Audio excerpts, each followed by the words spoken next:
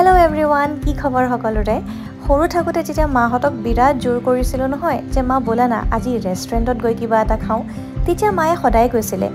এই ৰেষ্টুৰেণ্টত গৈনো কেলে খাব লাগে কি খাবলৈ মন গৈছে মোকে কচোন ময়ে বনাই কেনে খুৱাম বাৰু এতিয়া মোৰো কিছুমান তেনেকুৱাই অভ্যাস আহি গৈছে ৰেষ্টুৰেণ্টত গৈ পেনে নতুন নতুন বস্তু ট্ৰাই কৰাৰ যিমান হেপাহ তাতকেও বেছি মোৰ হেপাহ থাকে যে নতুনকৈ কিবা এটা যদি দেখা পাইছোঁ নহয় সেইটো মই ঘৰত আহি নিজে ট্ৰাই কৰিম গতিকে এইবাৰ মই বনাবলৈ লৈছোঁ আন্ডা উইথ পোস্ত মই আলু পোস্ত খাই কিমান ভাল পাওঁ সেই বস্তুটো মই কেইবাবাৰো কৈছোঁ এইবাৰ মই ভাবিলোঁ কণীৰ লগত বনাই চাওঁচোন কেনেকুৱা লাগে আৰু সঁচাকৈ ৰেচিপিটো খুবেই চিম্পল আছিলে আৰু খুব ইজিলি বনাই ল'ব পাৰিলোঁ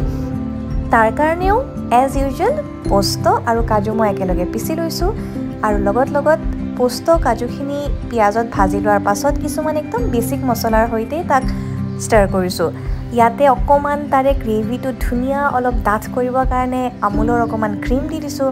তাৰপিছত ইয়াতে আগতীয়াকৈ ভাজি থোৱা কণীকেইটা ওপৰতে সন্মুখে সজাই দিছোঁ ইয়াতে গাৰ্নিছ কৰিবৰ কাৰণে আকৌ অকণমান ক্ৰীম লৈছোঁ এয়া চাওকচোন একদম ৰেষ্টুৰেণ্ট ষ্টাইলতে গাৰ্নিছ কৰিছোঁ দেই তাৰ লগত ওপৰত দুটা জলকীয়া দি দিছোঁ কিমান ধুনীয়া লাগিছে দেখিবলৈ নহয় জানো বাই দ্য ৱে গৰম ভাতৰ লগত খাবলৈও সিমানে ধুনীয়া আজিলৈ ইমানেই